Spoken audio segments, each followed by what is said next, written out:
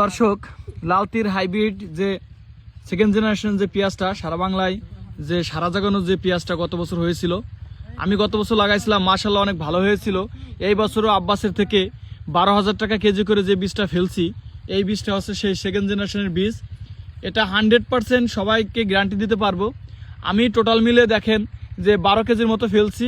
আমার এত চারা লাগবে না, আমার পাখি 2 থেকে 3 পাখি চারা বাঁচবি। আবার যারা বিঘার হিসাব করেন তারা হচ্ছে 2 থেকে 2.5 বিঘা চারা আমি বিক্রি করব, বাকিগুলো আমি নিজে লাগাবো। অলরেডি আমার 4-5 পাখি লাগানো হয়ে গেছে। যাদের এই চারা প্রয়োজন অবশ্যই আমার সাথে যোগাযোগ করবেন। চারা এবং পেঁয়াজের গ্যারান্টি আমি, যদি আপনার ভালো না হয় সমস্ত দায়ভার আমি নিজে নেব, কারণ আমি নিজে ফেলছি এবং প্রথম থেকে শেষ পর্যন্ত আপনাদেরকে সারা বছর আপডেট দিয়েছি যে আব্বাস থেকে যে লালতির হাইব্রিড সেকেন্ড জেনারেশন, দেখেন যে জার্মেশনটা কত সুন্দর এবং চারার কোয়ালিটি খুবই ভালো। আগামী 5 দিন পরে লাগাইতে পারবেন। এইটার ভিত্তিমূল্য একটু বেশি দেওয়া লাগবে, কারণ এই বীজটা অনেক দাম দিয়ে কিনা।